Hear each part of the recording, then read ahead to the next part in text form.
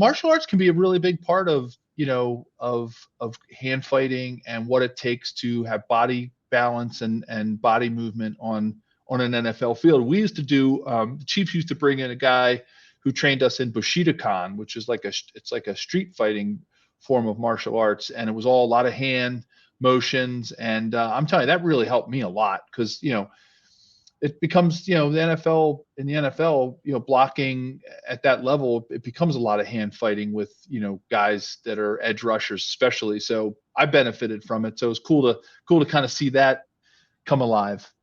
Yeah, that's really interesting to hear. I've heard about how, and we'll get into how Holly did this and instructed Karloftis on it. But I've heard how some defensive linemen did it. I didn't know if they were doing that back in the '90s. That's very cool. Like, was that like a few years into your career, Joe, or when did they do that with the Chiefs?